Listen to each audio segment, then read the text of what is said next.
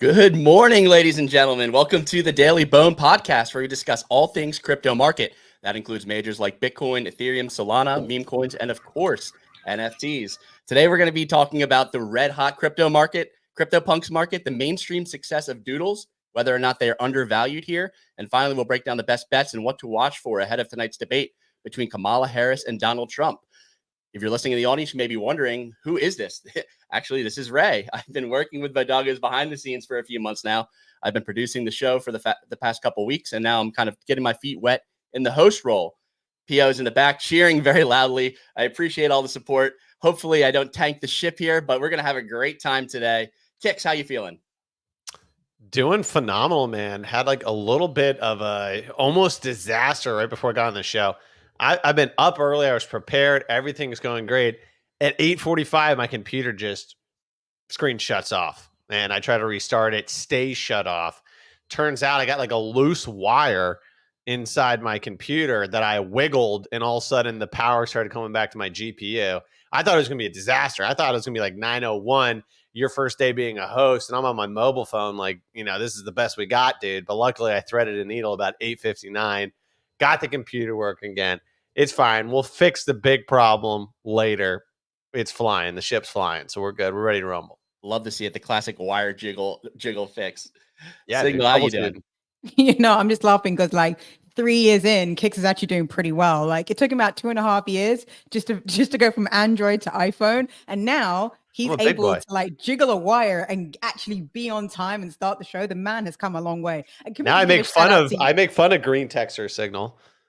I know, and you should, because now you're a professional. You are a professional. But I'm gonna say shout out to the quant for coming to the front office. You used to be in the back office, Ray. Now in the front office. Turns out you do speak English. Times are good. No, I'm excited to do the show with Ray and Kix. We need to roast the house a bit whilst the cats are away in Asia and they leave us behind. Let's do whatever we want. Let's just get a wallet out and let's just go trading. Yeah, absolutely. Mom and dad are away. Let's launch some meme coins. Let's buy some stuff live. Let's make all the financial advice we can. Let's do everything. Let's have some fun. But that being said, who wants to do the weather report today? Kix? Me? Shall I jump on? I'll do today's. You do today, I'll do tomorrow. Yeah, very good. Awesome. Okay, folks, let's get into this. It's Tuesday. It's September 10th. It's the weather report. Let's look at the crypto roundup. The majors have rallied on the day with Bitcoin just over 57,000, Ethereum at 2,350, and Solana at $135. The largest mover among the top 100 coins was the AI token FET, which is up 14% to a 3.2 billion market cap. Over the past 24 hours, top three stories were firstly, crypto funds rallied at Bitcoin's ETF snapped an 8-day outflow streak of almost 1.2 billion and recorded 28 million in net inflows. Secondly, next up, crypto trader Matchy Big Brother launched the Matchy token on Blast. The token was created on Baseline Markets, which offers unruggable token launches. The token peaked at a 13 million market cap before settling at 9 million and has returned a 2x for pre-sale buyers. This is now Matchy's second token, I believe. And then finally, prediction markets continue today, gaining steam ahead of the big debate tonight. Stay up at whichever time zone you are. It's going to be on CNN. CNN ran a segment on blockchain-based prediction market, Polymarket, including details about different markets and its crypto-based payment rails. That is all for the weather report. It is going to be back to you folks in the studio. Fantastic weather report as always, Signal. I've been wanting to say that for years now, listening to the show for the last 3 years since it's launched. Love to see it. Great work there. So let's just jump right into that poly market and debate talk. Debates tonight. We're going to be seeing, Trump versus Kamala. We're seeing a lot of action on poly market. I actually went in and followed Tyriel last night. We put in some bets. I want you to rate my portfolio here, Kix. I'm going to pull it up right now. Top's probably in if you're trading off Tyriel now, dude. He's probably gonna go 0 for 6. Yeah, I'm ruining. I'm the jinx here. No, yeah. This looks solid. So he has China, yes, 3 or more times. Trump border, yes, 15 or more times. He has the yes on that one. Yeah, I believe so. Nice. Border 5 or more times, yes. not going back at debate. Yes. Yeah, that seems like a pretty good price for not going back. 72 cents. Abortion, yes, 91 cents. Kamala, yes, Project 2025. She's definitely gonna hit that. That's probably free money. I'm speaking for a little flyer there. Yeah, a little small flyer on I'm speaking. That's funny. Yeah, I mean, here's the thing. He does a lot of research, and looks at a lot of different angles. So that's why he's been tracking so well on the speech markets. They also have some fun speech markets. They got like the bingo, debate markets going over there, all sorts of wild things. Trump and Harris shake hands at first It debate. seems That's low, definitely right? juicy. That seems pretty low. Do they at normally 30%. shake hands? I think they shook hands in 2016 and not in 2020, but maybe that was a COVID safety thing. Yeah. Yeah, it's Ooh, definitely interesting. I feel like taking the bet on that one, that they're going to shake hands at the first debate just to, Yeah, I don't know, mean, maybe a it's my 3x lack of return's US pretty knowledge. nice. But not to shake hands at their first debate, it seems like pretty aggressive not to That's what even I'm saying. To shake get a hands. 3x for them to shake hands, like I'd put it at 50-50. So if you're getting a 3 times return instead of a 2 times return, it seems even nicer. But yeah, I mean, who knows? We'll have to talk to some hand experts. What do they call hand experts? Nick would know. He's always getting hand surgery and shit. It's like that guy from Zoolander, the hand model. Exactly. But yeah, I mean, I think you're overall sitting good. The only thing is that, so like, for example, Trump is like historically very much of a yes guy. You want to be on the yes side for Trump for most of his speeches or rallies. But the thing is, in those contexts, he's reading off a teleprompter, but he's able to also talk about really whatever he wants and not have a time limit. At the debate, he'll still be able to talk pretty much and say whatever he wants and spin a question into a completely different topic, but he's going to be on a timer. He's going to be like on like a 2-minute timer or 1-minute timer, whatever they're going to do. So that's going to change up the dynamic a little bit there. But yeah, overall, I like it a lot. I mean, border is definitely going to be a massive topic. I want to say even Tyriel was maybe a little bit no on Trump at 15 times on the border until the recent stuff came out this weekend, all the drama about like, illegal immigration stuff. So they're probably going to be hitting and focusing on that even harder. But yeah, dude, I like your portfolio, man. What's up with the Kamala saying abortion at the debate at like yes for 91 cents? Why is that one so high? I think she's mentioned it at a lot of her previous speeches, like a very high percentage. And then also I think people are just assuming that that's going to be just a comment. It's either going to be a subject literally brought up as a debate question. If not, she's going to use it in an attack angle for sure on him, saying like he's trying to make a nationwide ban on abortion, something along those lines. So yeah, very high likelihood to hit. 92 cents, I don't like. Like you're making a 10% return, right? And God forbid she says like reproductive rights, right? Like she's getting, coached, trained or whatever. And they're like, hey, say reproductive rights just because it pulls better. You know what I'm saying? Like, who knows what could make her say reproductive rights or women's rights, right? Instead of the specific word, bodily autonomy, right? Yeah. So at a 10% return, I'm not thrilled about that one. I do like convicted felon at 57%, and that's not me too, specifically talking about him, but talking about other people she's put behind bars who have done worse things or perhaps have done like less worse crimes. I feel like there's a lot of different context she could use that word without directly saying that he is a convicted felon. So I feel like at 57%, I personally would take that over other sort of hot topic buzzwords like abortion. That's what I would put in my portfolio. Yeah, 100%. I do like convicted felon. You got to look at the rules on some of these. So The tricky one about this is that the whole phrase has to be said. So if it was just felon, it would be a steal. It probably wouldn't be priced at it. It'd probably be priced at like 75%. But the fact that she has to say convicted felon, which is still like a thing that rolls off the tongue, but just like I forget what word she was supposed to be saying. There was a betting market when she's supposed to say price gouging, and she was going through and she said price gauging, just like rolling over. You know me, when I speak, I flip the tongue all the time. Just saying that there's so many ways that like you cannot get convicted felon. So that's probably why I'd say 58%, because I could certainly see her hitting him on, the felon angle. But I feel like she has to. I feel like and the only thing I'm a little bit like skeptical about tonight is how heated the debate can be, because we've got mute mics, we've got no audience. They're saying there's even no handshake. Like everything just feels very tame. So it's really going to be down to the two of them to rile each other up in order to get some of these words going. But the environment to rile each other up has been taken away.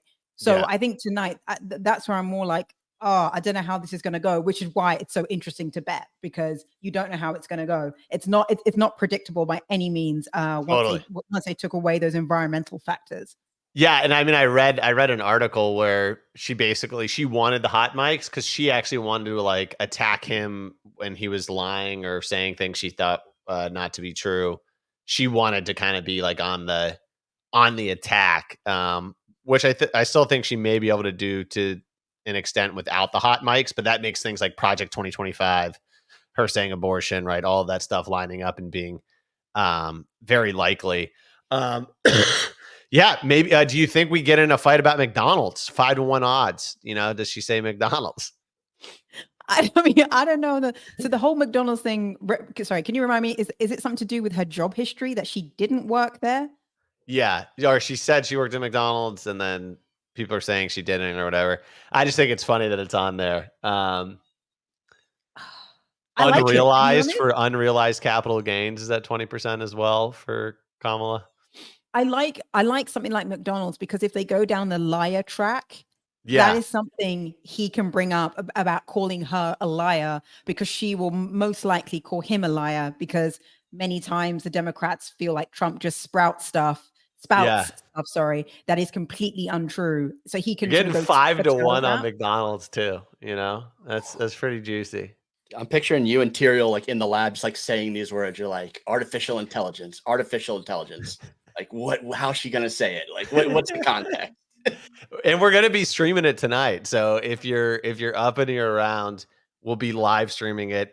It's really fun because especially on the words like border 15 plus times, we get a ticker running at the bottom of the stream. So it's like, border 5 times. Everyone's trying to get it. Here's what I'll tell you. If you've never bet on one of these markets before, it's a lot more fun to be on the yes side than to be on the no side. It's like betting for a team to score a bunch of touchdowns versus for them not to score a lot of touchdowns. Yeah, it's like basically, if you're on the no side, you're never having fun. It's just like sitting on the edge of your seat, just hoping they don't say anything.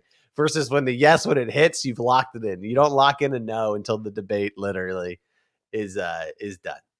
Kix, would you sorry, just really quickly, right? Would you recommend like say for example, she says she was meant to say price gouging. She didn't say gouging, she said gauging, I think you said. Would you, so that would obviously in real time fall. Say the prediction was 60%, it falls to, I don't know, 19% during the debate.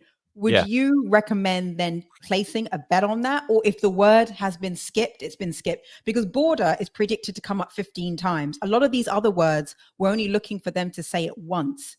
So if she fumbles a word, then it drops from say 60% down to 20%. Would you then go in for that trade because she might say it again later, or Trump might say a word later? Yeah, it's a great question. The tough things is that a lot of the liquidity gets pulled when the debate starts, just because for some people they have like delays on their feed versus someone with like a faster feed, and they don't want their orders to be caught on the books and someone hears them say it and then they'll just snap up, like they have a bot, they'll just click a button and it'll buy all the shares on the market. But there still sometimes is some liquidity, especially for ones that is like border 15 or more times, you know what I mean? or China 3 or more times and it's only hit once and the debate's 40 minutes through, you could definitely get some people throwing like money on the no. I would, or bids on the no. I would prefer to be on the yes side. If I'm buying in during the debate, I'd prefer to be buying yes shares as opposed to be or like having bids for yes shares up as opposed to having bids for no shares. Because once again, if you have bids on the no side and it hits, they're just going to buy up your bids and you're going to be screwed. My point being is like, if you're like, hey, abortion, she hasn't said it yet and there's 20 minutes left in the debate, but I still think it's good at 30 cents, right? I'd put in a limit yes at 30 cents, right? And just know I need to cancel that within the next 10 minutes, right? And I don't have to worry about her saying it and I'm losing. If it hits and she says it, like I'm winning. So yeah, you just got to be smart about that. It's safer to be like, you know, putting bids on the yes side versus the no side. Because the problem is you don't really want to be, if you want to get into these, you don't want to be market buying since there's not much liquidity in the books. You're just going to get hosed on the spread. So like if you said, oh, she hasn't said Project 2025 yet, and it's been 20 minutes, and I would buy for 50 cents if someone's got it at 50 cents, right? You can go put a limit bid in for 50 cents. If someone fills it, that's awesome. And if it hits, now you've made 2x your money. If it doesn't fill, you can still just like, you know, cancel it before the end of the debate. You're not going to get screwed over. Just be careful on the no side. And is there anything people need to know if, for example, you can't watch the debate, but you want to put in bets on certain words? Mhm. Is there anything that people need to know if they're not going to be at their computers when this speech is happening for having open positions? Yeah. So yeah, just don't have open positions, but like any filled positions you have is fine. And Polymarket's super clear about it. Like basically like below abortion, it'll have like you know, green text for your yes shares, red text for your no shares, and then like yellow text if you have an open order, it'll say open order. So just make sure before you go to bed or leave your computer, just go through and cancel all of those out. And once again, that really just it'll fuck you over. Yeah, it'll fuck you over on both sides if you have bids open, because people will fill it if it's not good for you. Other than that, you're good to go. You can just wake up and some of these debates are at like, you know, or not debates, but speeches are at like 10 or 11. I go to sleep early. I just wake up the next morning and I see if it hit or not. You're really not missing much at all by not being able to live trade it. Cause once again, the order books just get so illiquid during the debate. So yeah, you'll wake up and you'll be like, woo, made some money, lost some money, whatever. Speaking of liquidity, I don't know. We didn't get a chance. We talked about it on the show yesterday, but didn't get a chance to talk to you about it. Yeah. Did you see the swing we saw on Polymarket on the presidential odds on Friday, trying to swing that yes, that levered bet on Kamala to take the lead? There's cabals in every area of crypto, everyone. Just so you know, there's not just cabals in meme coins. There's not just cabals in NFTs. There's cabals on Polymarket as well, and they try to manipulate the market. It did not work out in their favor, though. Yeah, so it led me down the rabbit hole looking at the liquidity on the election, like at the money. Yeah. Or Predict Fund. Have you seen how much liquidity they have, like right around strike price? Yeah, so they have a good amount right here. And it's at, so yes, you can get yes for 52 cents. Yeah, and I mean you can like 100, like on the sell side, you're seeing like, you know, 100K, almost 200K to even move it 1 cent. Yeah, it's really good liquidity for sure. I know that there is a maker fee. There's a taker fee. So like if you go and you buy at 52, I'm pretty sure you end up paying 52.5.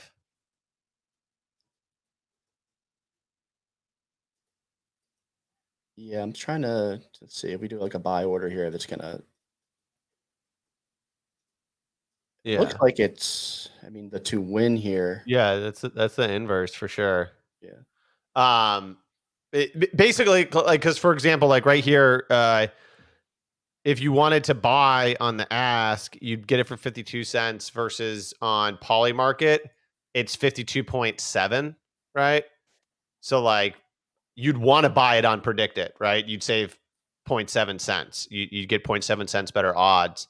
But I think there's something on predicted. It's a 0.5% fee, so it's under 1%, but it's like a 0.5% fee, and it's on the taker, and taker means market buyer. Maker means like the limit person kind of sitting on the order books. So you just got to factor that in. So like if you look at it, you may be like, oh, there's free money to hedge out, but you just got to factor that in. But regardless, even if you factor in that spread, you're getting it for 52.5. It's still a penny cheaper than on predict it. So it's awesome that there's a lot of liquidity on those. Oh, look at that. It's all gone now. Someone just bought. But yeah, man, I mean, I guess you're more interested in the sell side liquidity than the buy side, because this buy side is just, absolutely stacked here. But sell side. Yeah. So it depends on what you're doing. So if you go to the no side, the buy bid should be, see. So like, so what is that telling you to see the no sell and the yes buy both being like heavier in liquidity? Yeah, it means people want to buy. People want to. The market liquidity is trying to long Trump, short Kamala. Okay, interesting. Yeah, because that's like such a discrepancy in terms of liquidity, which is a bit crazy, I'd say on it. But I guess and I mean, and you never really know why, right? If there was only one or two liquidity providers on this, right? They may just be trying to balance their books out. They may have on their end more of a position on Kamala, and so they need to get long on Donald Trump to hedge their books out, right? Versus like that this person is like, oh my God, I want as much money in on Trump as possible. I mean, on Polymarket, Trump definitely has a lead.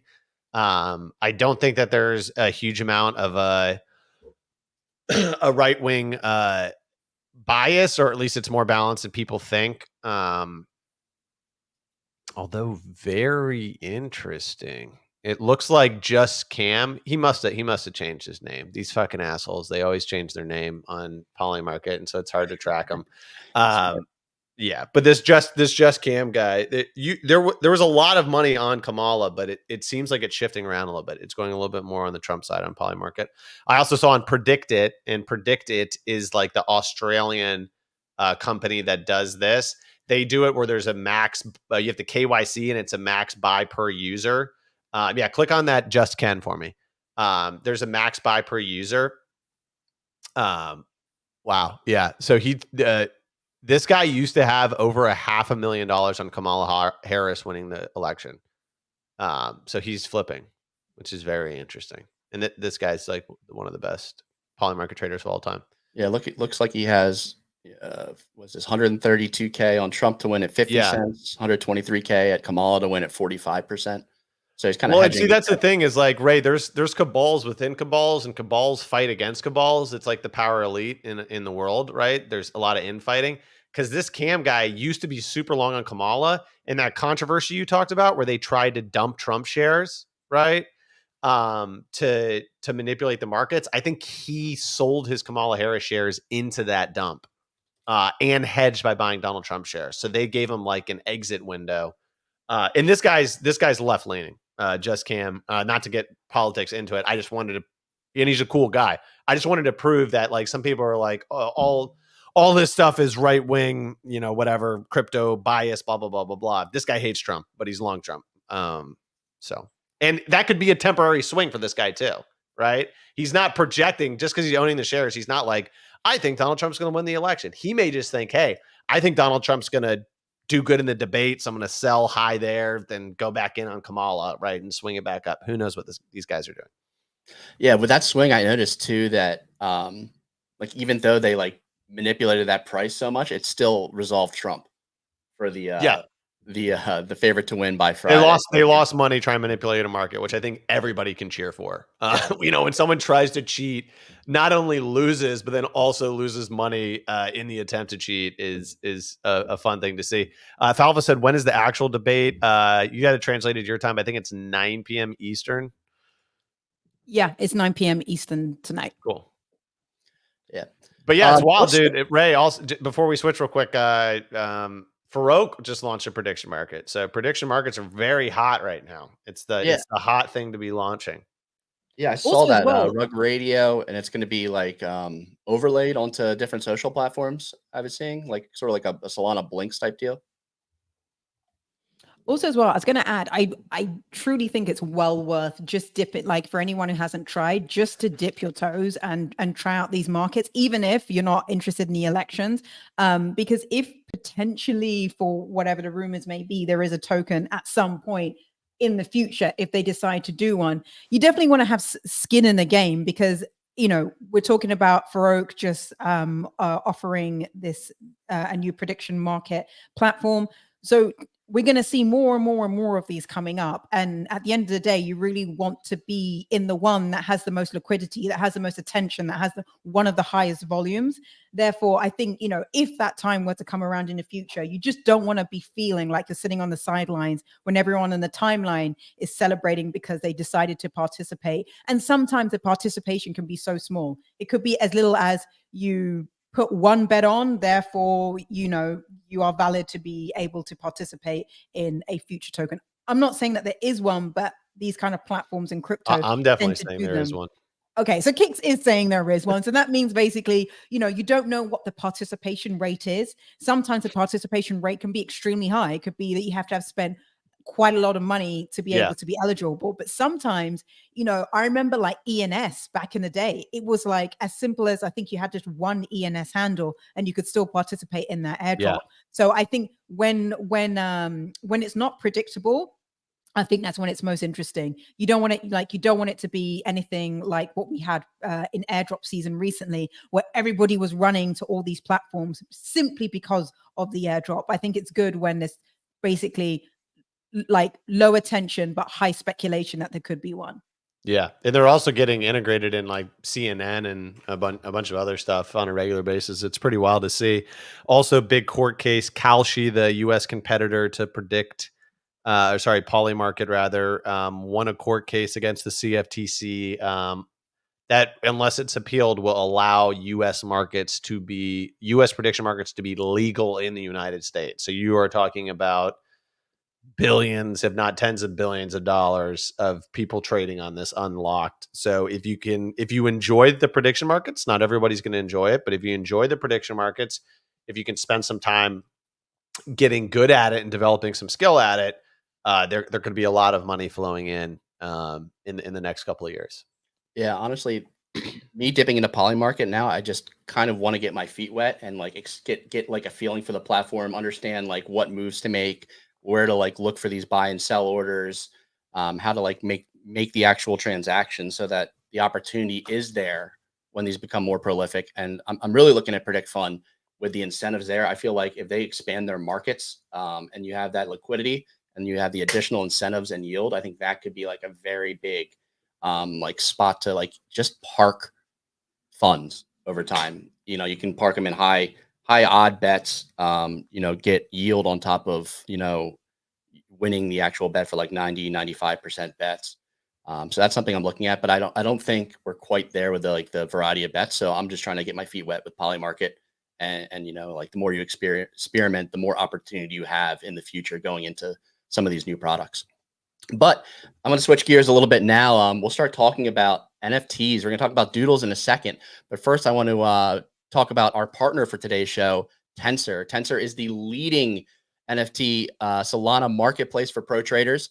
Not only do they have an amazing suite of products like for traders, they also support creators. They've paid $30 million in creator royalties over the last year. That's the most out of any NFT marketplace that exists right now, more than Magic Eden, OpenSea, obviously Blur. So you can trade on Tensor with their pro tools, and you're also going to know that you're giving back to the creators that are providing these NFTs, which is awesome. In addition to being part of the trading world, they're also a big part of the Solana community. They're throwing an event in Singapore that our team will be at next week. It's co-hosted by Clay Nassar's Monkey DAO. And the entertainment is provided by our team. I'm really interested to see what kind of entertainment is going to be provided. Is it going to be Clemente on some polls? What's going to be going on there?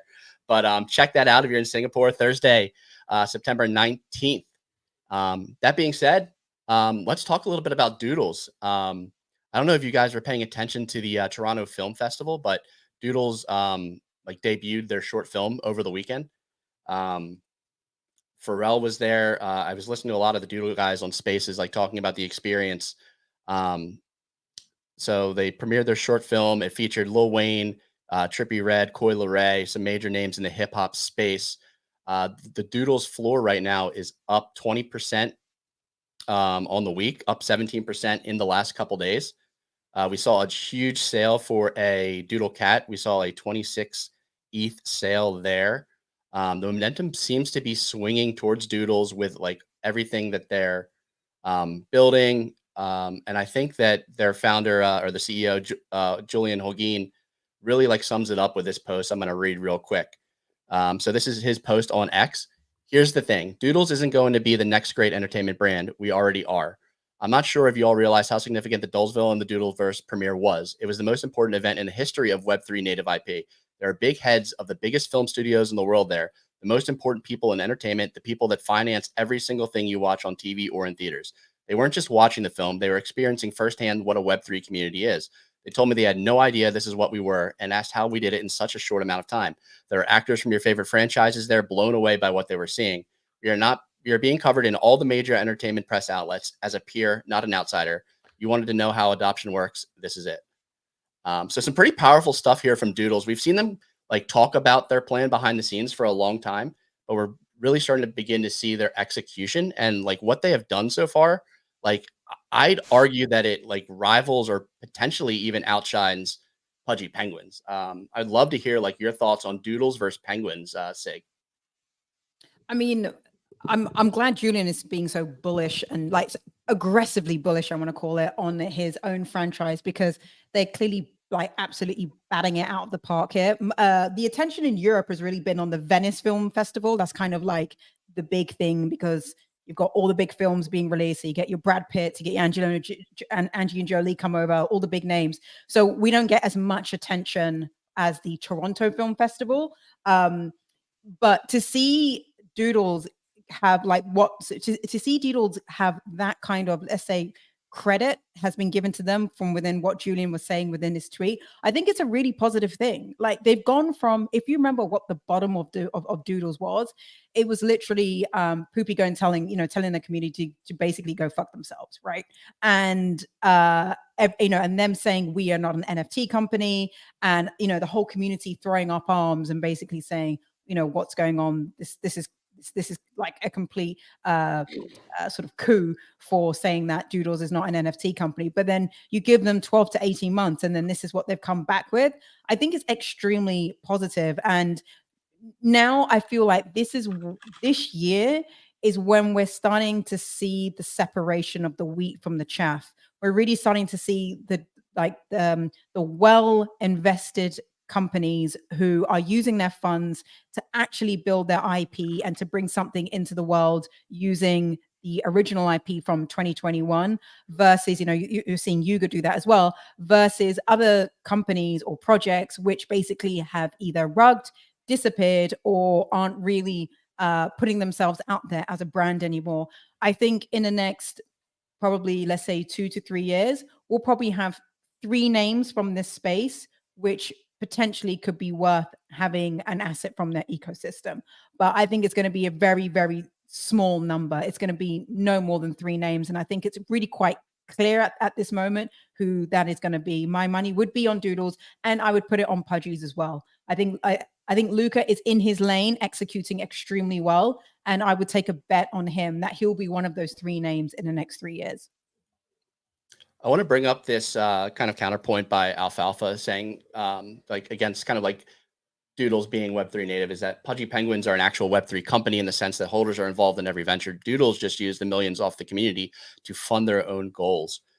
Interesting to see, because Pudgy Penguins has the the overpass with holders being able to collect royalties off sales. We haven't really seen benefits of the IP roll back into Doodles, but I would argue that there's such a small number of like Pudgies that are actually receiving those benefits that I don't understand how you can say they've done like head and shoulders more than Doodles in terms of like being Web3 native. At least not in my opinion to justify 5x the price.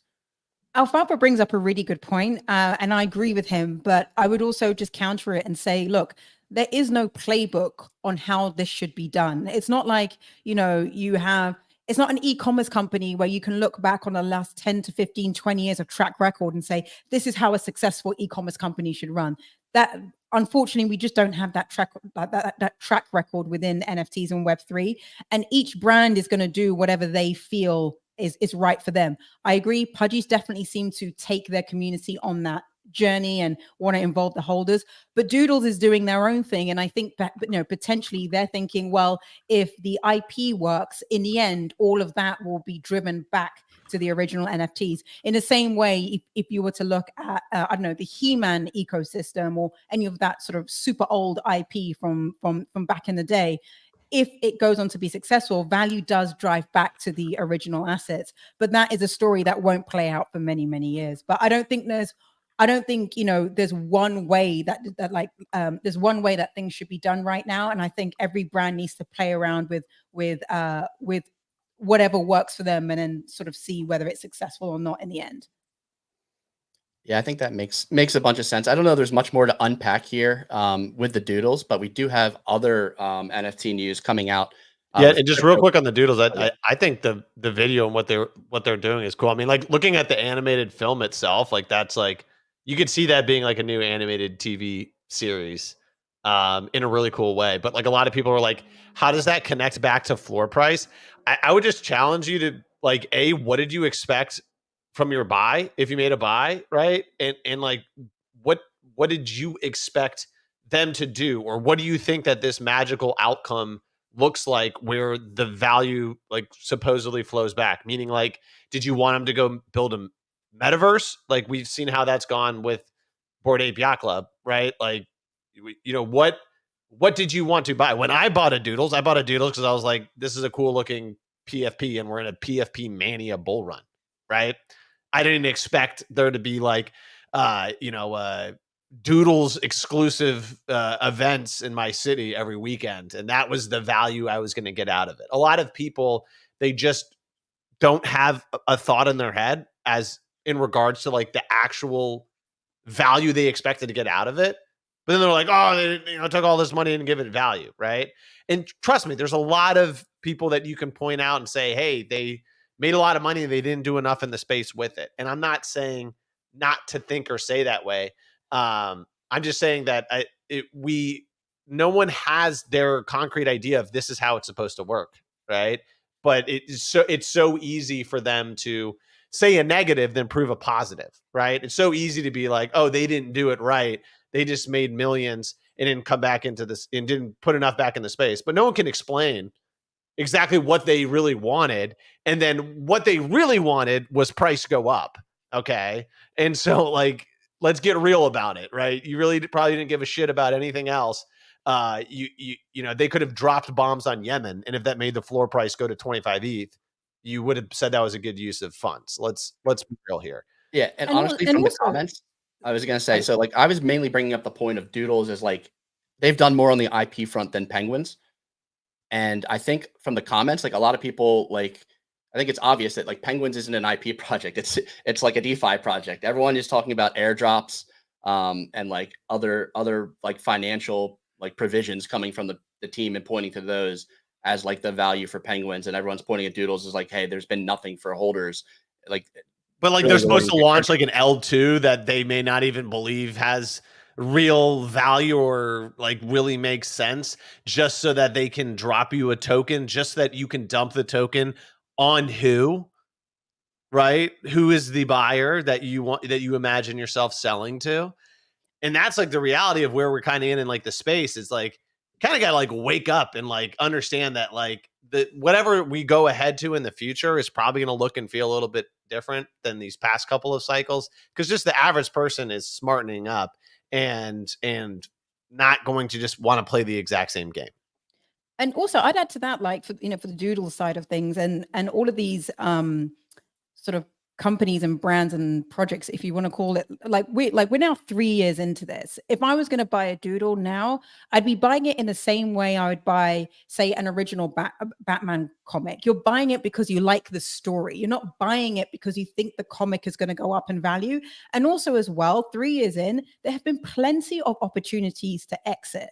there's been so many pumps. Penguins, for example, just had a pump not long ago. They hit like 20 ETH over a very short period of time, and then it gets to 20, and people are like, well, this is going to go to 40, it's going to go to 60. It's like we've had all of us have had so many exit opportunities, and even if that exit is at a loss, it's better to exit than to carry around this like resentment and hatred of like, I've lost money on this. You just need to let it go. Like, we're 3 years in now. Just let it go, move on with your life, and then you won't carry this resentment that price needs to go up. And you're just in the community because you enjoy what they're doing. And I think that's sort of like a message for the people who have been around a bit longer, because we know it's very unlikely for a lot of these projects, we'll see prices as they were back in 2021. I don't think we're going to see that kind of run. If we do, it will be for like one of the 3 names I spoke about. And if that's the case, then just take your money, exit. Otherwise, 24 months from now, you're sitting there with the same resentment, being like, price go up. It should have, I should have exited and taken my millions. I think people need to just let go of that euphoria which they once had, but has now gone. And 2021 is not coming back anytime soon. Yeah. I'm sorry.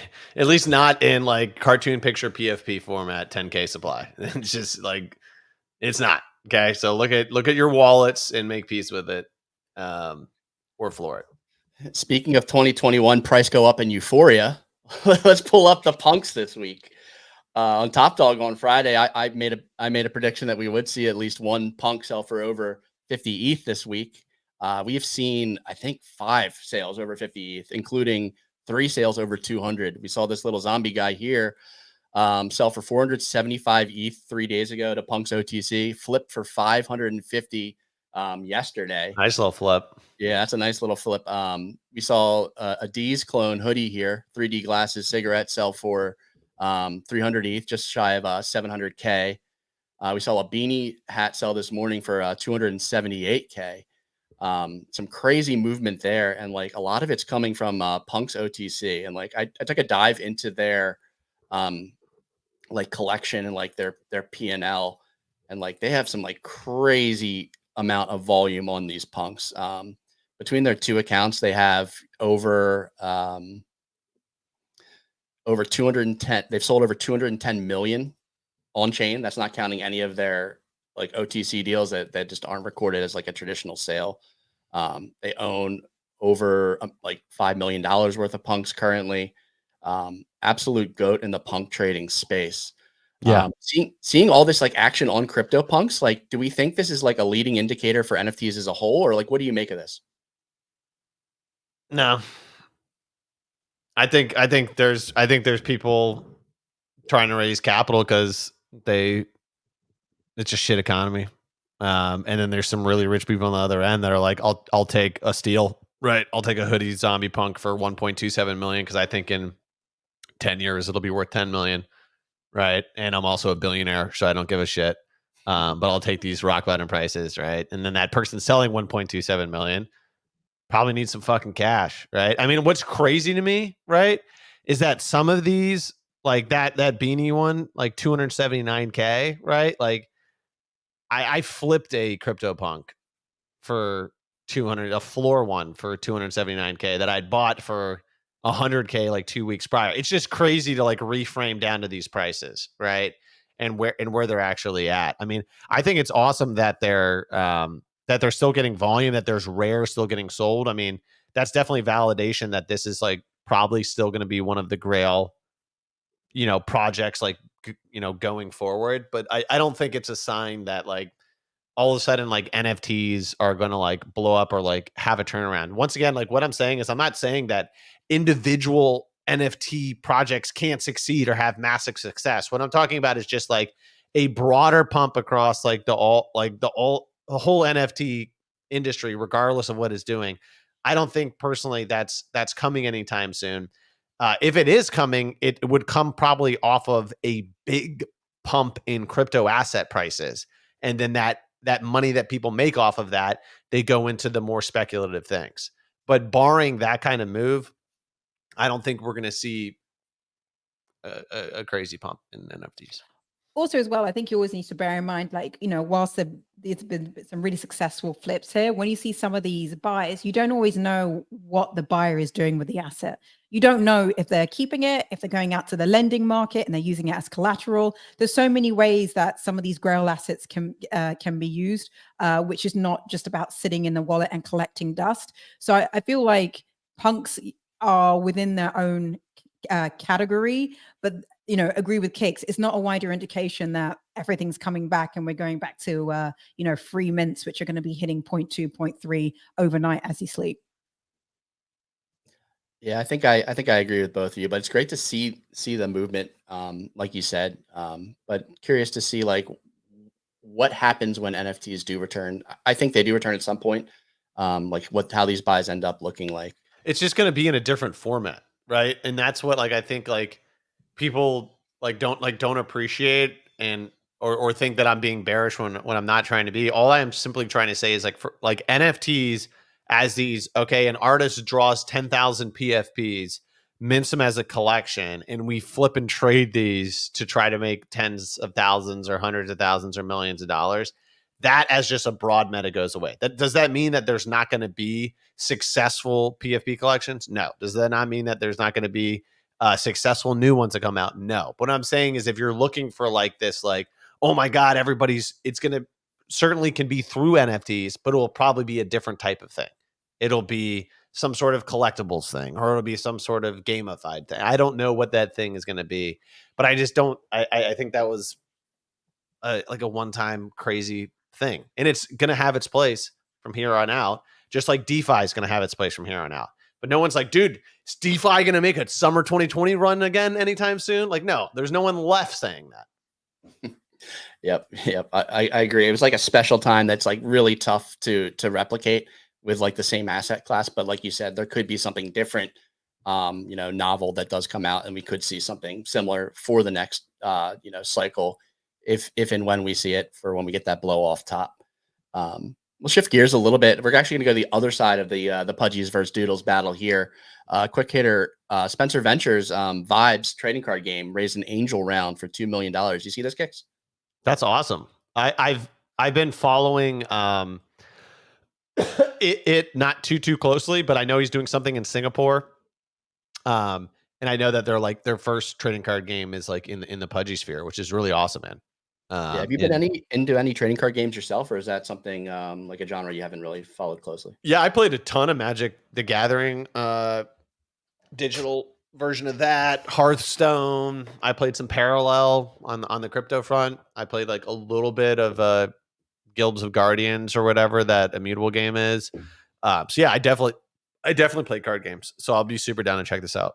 Yeah, I noticed the second listed here, William Pucks, is from Wizards of the Coast, which is interesting with their connection to Magic the Gathering. Yeah. I've always thought, I've been a big Magic the Gathering fan. I'll play on Arena every now and then.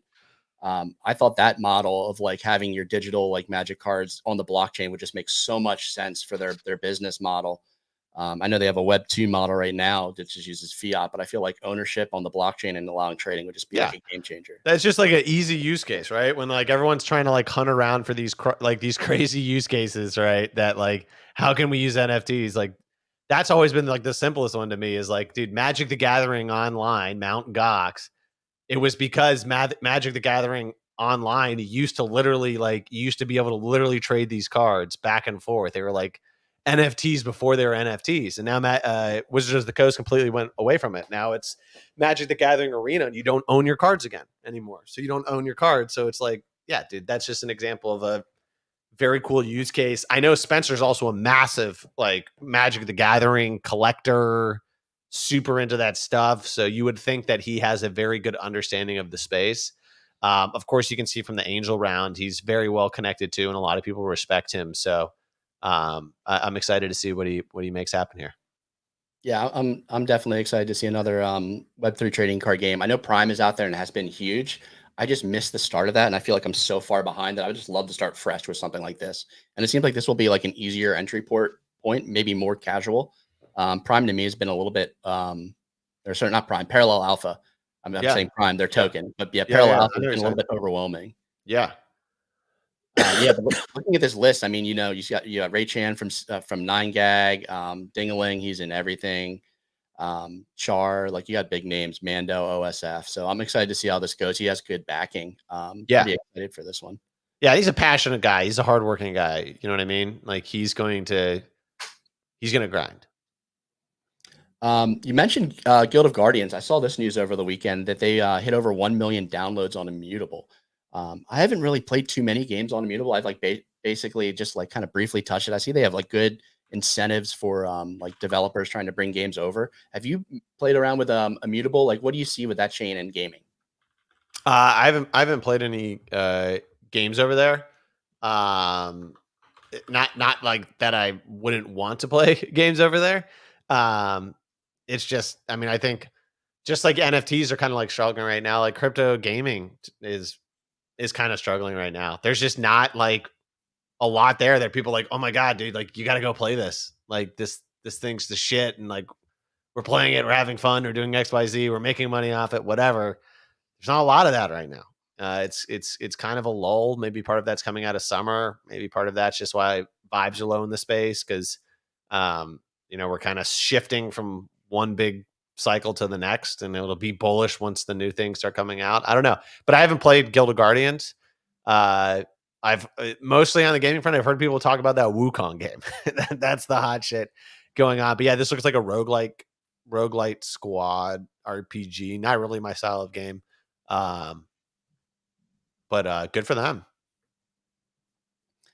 Yeah, I mean, great to see like those numbers. I think I feel the same way as you with like a lot of Web3. It feels like we haven't had those like smash hit games and use cases that have product market fit. There are very few like crypto dApps that I interact with on a daily basis that I enjoy interacting with. I like playing Fantasy Top. Polymarket is like super interesting if there's like an event going on, but there aren't a lot of those games right now that like really bring me in and like make me want to continue to play that you get from like a standard Web2 game.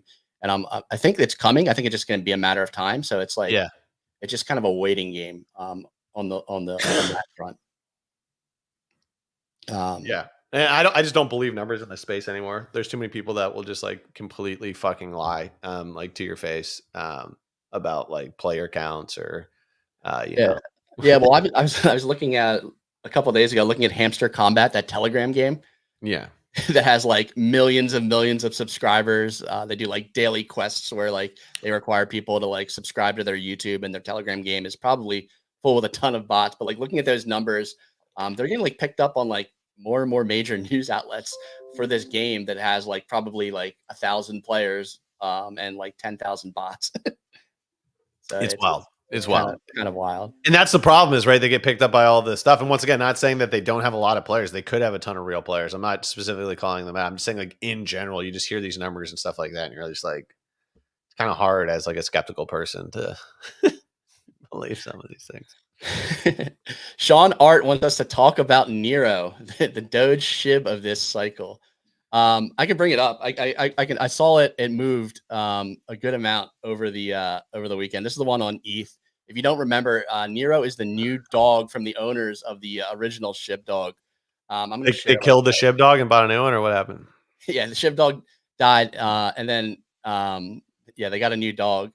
Neiro is the name, and there was like a ton of controversy over these coins initially. There was like a massive 1 or 2 launched on Solana, and Ansem like kind of backed one, and then the other. Oh yeah.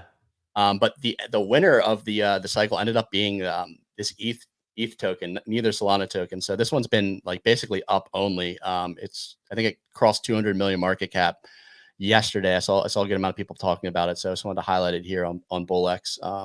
One I'm looking for, and I might put like a limit order in here, try to get in if we get another dip back down to maybe 160. It I will like, buy the dip action. Damn. Yeah, you can just do nice little limit orders, auto sells. I could just put everything in like automatically and just have it run it. I mean, Ray, at this moment in time, I guess, Neiro's having this run, which is good to see. But I think what I would be looking at personally is that, as Kix is saying, we've got this kind of sideways action going, and we've seen quite a few of the meme coins, which historically people have been very bullish on, have quite strong retraces over the past, say, 4 to 6 weeks because of this summer lull. So I think potentially what could be more interesting is really looking at the coins which have, they've been around, they have staying power, but there's more of a risk, like the risk return profile is more interesting if you know that it has a staying power to be around when we next have a run in crypto. I mean, we always talk about Meme Coin Monday, where we're picking sort of like the 7-day. And if we look at what's coming up, it always seems to be the same names. Yes, you get like the flash in the pan coin, but really we keep cycling through the same names. So it just makes me think, isn't it better just to have a small portfolio of names which have pulled back, have been around a long time, and I just sit on it and then I wait for them to just sort of follow the crypto pattern, which means a big run in Bitcoin, and then everything follows after that. That's kind of how I'm thinking about this time, and we're having this lull. Yeah, honestly, so I write the newsletter that we produce every weekday and Saturdays now, and every day we include like the top meme coin movers, and like I have my own little like dashboard set up with like the top like relevant tokens that I follow, and most of the like runners of the day come from that list. And like I'll add some if there's something that's relevant. But like looking at that list, it's like everything goes up 30%, then like some will retrace like 10-15%. I always like want to create a strategy where I'm just like looking at the biggest losers from this list that like are on here perennially, and just buying anytime they drop 15, selling anytime they run 30%, and it's like seeing how that strategy will play out. I want to build something, honestly, that back test it and then kind of run it myself at some point. But it's just one build it with Cursor, dude. Yeah.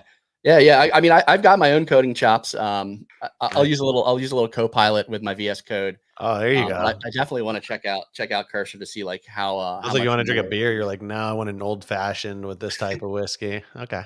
Right. Well, I think that's such a good strategy. So just to say, I know I haven't written that newsletter. I know exactly what you're talking about. When you write stories every single day, you start to see a pattern and you remember things that other people don't. I always say that writers remember, readers forget. And you are absolutely right. If you're seeing a pattern of these meme coins doing what you're saying that they're doing, I would be pretty sure without having to even follow like quantitative data, that your pattern recognition is correct. And that would probably be a pretty strong portfolio you could put together that could potentially just cook in the future. So, hey, include me on that email chain. I'm in on that. Yep. Yeah, looking at the list now, there's no buyers today. Everything's pretty much green, so we're not buying anything today. We'd be selling a little bit of Fog, a little bit of Mother, but Mother's been running ahead of the conference and her debate with Eric Wall. I can't wait for that one. And who said Mother was going to run? I don't know if you took them or not. I think you might have took Billy this week. No, I didn't. You said wait till next week for Mother. No. I will show you the receipts, Ray. Don't make me get out the recording. I said 3. I said Mother, Brett, and Kobe, and then Pio said only 2, and I said Mother and Kobe. Okay, actually, no, you're right. Yeah. You're right. We can look at the receipts. We're good. What about Friend Tech? What do you think about? Do you think that could get a little relief rally? No. Did you see what happened? Yeah. They basically like renounced the contract and like for both upgrades and for fees. Yeah. Yeah. So like I think they're basically soft rugging. I can't believe like they squandered that opportunity with the liquidity they had. Like this chart is just this is a miserable chart. Down only. We saw like a brief spike yesterday, which was like kind of odd. Hey, they decentralized it. Yeah, but the thing is, I think you need like a good team driving that forward to like make a product. Nah, bro, Bitcoin's decentralized. And now Friend Tech is too, man. Oh yeah, anyone can do whatever, dude. You know what I mean? Let's go build what do they call the chat rooms? What's the new thing they got? Let's build a boardroom. What's the new thing? Money Club, maybe? Is it a money club? Let's make the Money Club, man. Yeah, now the Friend Tech's dead and they're gone. Now it's community takeover. Dev sold, and we can jump in and now really rally the price. Yeah, dude. Big like CTO, man. I can't wait for the first Discord call where everyone shares their opinions on what to do next. It's gonna be really exciting. Oh man, it's gonna be like literally like communism, but like in your neighborhood. You know what I mean? Just like the most like communism in your house. Everyone's seriously, like how much salt to add. Yeah, dude, you want to see me try to like overdose on like eating a fruit? Like that's how I'll try to get out of that situation. I'll see if you can like overdose eating like grapes. if you find me in that kind of situation. Yeah, absolutely wild stuff. I remember when I was thinking DAOs were like the most bullish thing ever. I was buying like every DAO token in 2021, Turtle DAO, everything, and it just turned out to be honestly the worst idea you could possibly put Yeah, forward. it's not even like what communism, because in communism, what people don't get is there's like a dictator, right? And they just make all the decisions, right? But they call it communism. That's how we've seen communism. DAOs are actually communism. Like if you want to see how actual communism is worse than a dictator pretending to be a communist, let me tell you, actual communism is like 100 times worse, dude. Like it's like, oh my God, it's like going into high school, right? And it's imagine like, you know, there's people that would be in your project and they'd like want to run the project and tell everyone else what to do, but then not do anything themselves. And then you're like, wait, what the fuck's going on? And then like you fight back. And then by the end of it, nothing's been done on the project. And it's a day past its due date. That's a DAO. That's communism. Yep. I feel you. I haven't experienced it myself, and hopefully I never have to. But we're coming up on the hour mark here. I'd hate to like end this right now, but I've got a hard stop here coming up, so we're gonna start wrapping this show. We want to thank our sponsor again one more time, Tensor. They're partnering with us for the show, and not only partnering with us for the show, we're going to be partnering with them in Singapore for their event next Thursday at the River House. Open bar, free drinks, free food. It's co-sponsored by Clanasar's Monkey DAO as well. We will be providing the entertainment, so you can figure out what that exactly is. I know Clemente will do some crazy stuff for you. Easy will be there, the whole team. Really excited for Singapore Breakpoint. I'm gonna have some FOMO running the ship from home, but I'm excited to see what those guys get into. Once again, we love working with Tensor. They have the best platform for trading Solana NFTs. If you want to just trade normally, if you want to do price locks, YOLO buys, anything on their platform is like the way to trade for Solana NFTs. It's the only platform I use myself. So big shout out to Tensor. Big shout out to Kix and Signal, making my first day as host a smooth and exciting experience. Great job, man. It was very smooth. I mean, Signal and I, we just have natural chemistry, so it was easy for you. Weather. It's all about that weather. That weather. Yeah. You bring in a little easy, maybe a little Nick, just to kind of Nick could just derail you. He could say, we're going 180 degrees this way right now, this second. You ready? Keep your pants on. But no, it was an absolute awesome show. Hopefully we pass the test and we get to do some more of these together. Yeah, absolutely. Super excited. Thanks for tuning in. This podcast runs Monday through Friday. It's available on all major streaming platforms, and for podcasts, it'll be on Spotify, Apple Play. You'll be able to rewatch it on YouTube. But that's about it. Have a good day. Later.